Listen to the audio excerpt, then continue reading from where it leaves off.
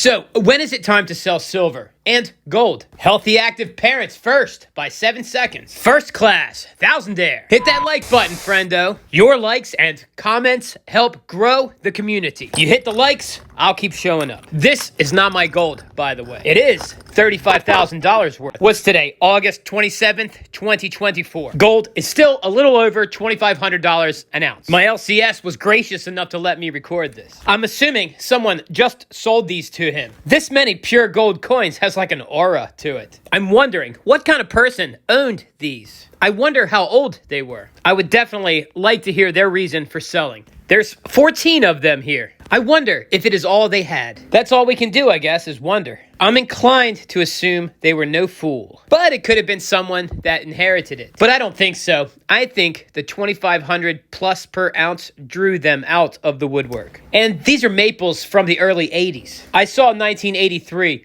Around then, gold was about $425 an ounce. Maybe the seller had bought much of it back then. So perhaps they were older and they said to themselves, this is my time to exit. It's over $2,500. I'm not getting any younger. This should cover the early bird specials at the local diner for the rest of my life. Or maybe they made a big purchase. We'll never know. But the one thing we can extrapolate is someone did sell a hefty amount of gold. I unloaded 2 ounces myself and a couple 100 ounces of silver. But to be fair, much of that silver was recently purchased at a very low price. And I still have plenty of gold left. I got 95% of spot for those world gold coins I had. But that's okay. I really didn't pay any premiums. And if I did, it wasn't much. The deal went fast. There was no hiccups. So if you're worried about world gold coins as opposed to eagles or buffaloes, I don't see the problem. But maybe I just live in a nice area. Perhaps I'm just blessed with a very nice LCS. By the way, don't take any of this as any advice. I'm not saying now's a good time to sell. I'm not saying that. I simply have a portfolio that I like to keep balanced the way I would like it balanced. And it was a bit heavy in gold. I mean, after all, I buy a Centenario every 6 months and I'm upper poor. I'm not even lower middle class. I go to a laundromat. I gotta parallel park and move my car so I don't get a ticket because the street sweeper comes on certain days. So I was heavy gold. I hated to see them go, okay? But if this market goes the other way, I would have felt irresponsible if I didn't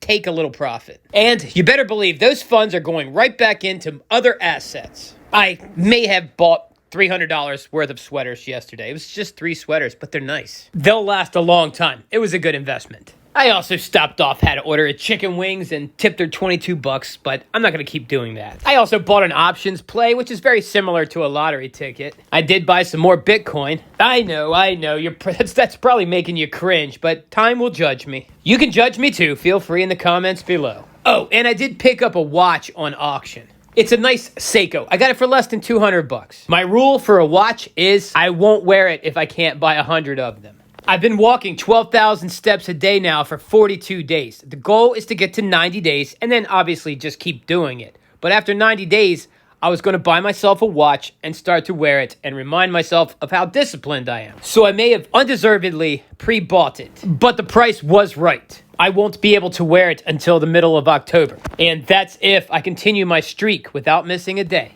If I miss a day, the timer starts all over again. I rewarded myself with the watch I have now by just eating protein for 90 days. So that's how I do watches. Yes, I buy them with cash, but I also pay the iron price. Not only does that stop me from willy-nilly spending cash on trinkets, but it adds meaning to the trinkets themselves. I'm a big out of sight, out of mind person, so I need reminders around me. I'm also a huge advocate of writing on your walls, no matter who should happen to stumble upon it. Don't care if it seems silly. I've lived its effectiveness. After all, you hear people say, out of sight, out of mind. So in sight, in mind, it just makes sense. How can you have one without the other? I do often write the goals in code so that if someone does see it, they don't know what it is. Some people, if they find out you're trying to do something with your life, they'll talk you out of it, or try to at least. I myself do not hang around anyone like that, but it's a hard lesson learned. If you are often around people like that, ditch them as fast as you can. I don't care if it's your twin. Anyone that tries to get in the way or stop you from doing better with your life, why would you be around them? I would even go as far as to say if you have a job and your clientele are losers, get out of that business. Everyone you interact with on some level has an effect on your life. The sea of people you surround yourself with create a current. And if these are driven people, then that's a good thing. But if you can't find the awesome people right away, just settle for no one. It's much better, in my opinion, to stay alone rather than being around counterproductive people. And there's some pretty quick, easy identifiers. Gossiping and complaining are a major two things. I don't even care if they're talking about a famous person. Gossip is gossip. And complaining, I mean, come on, that's a drain. Find these people, get them out of your life. Thank me later. My world around me is so positive, I forget these things exist. And when I am reminded, I gotta say, I'm pretty happy that I've done what I've done. It was boring and lonely for a while, but I think the world started to take notice that I would not accept less of myself, and certainly not of others. And I guess, like they say, like attracts like. So now I'm surrounded by driven people who constantly invest. Everyone's polite, fairly happy. You know, once in a while you stumble across a straggler, someone in public. They could get pretty rude maybe, but when everything's going really well, it's hard for those people to ruin your day. And although I don't escalate,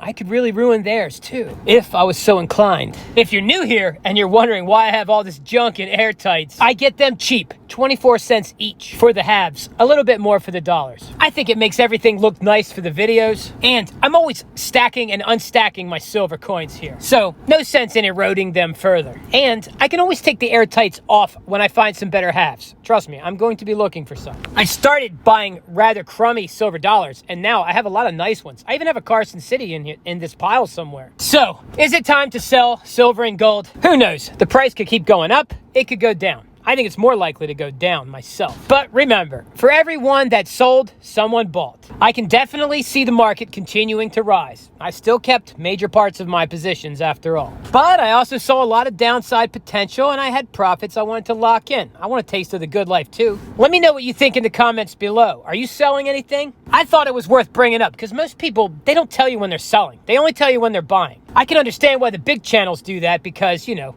they're Muppet puppets for bullion dealers. They don't want to seem like they're not bullish. If you were a bullion dealer, would you want to sponsor somebody dovish on the metals? No. I hope you hit that like button, friendo. I'm doing a lot of work around here. And it's for pittance. But I will say it is rewarding in other ways. Maybe one day I'll make so much money off YouTube, I won't have to sell my silver or gold just to get by and get chicken wings and sweaters and watches. If you're a content creator, I suggest you make some content. Every time you comment, I go to your channel to see if there's something new. Let's get motivated, people. We have a YouTube to take over. We can't leave it in the hands of all these biased creators with bullion dealer sponsors, or even worse, mining companies. Let's take back the stack and the stacking channels. If you're new here and you like the content, hit that subscribe button for more and you will get more. It's as simple as that. If you're still here, I'm glad you stayed this long. I know I may have got a little preachy on my soapbox, but trust me, it's really just me talking to myself, reminding myself to keep doing things the way that I'm doing them. In case you did not already know, I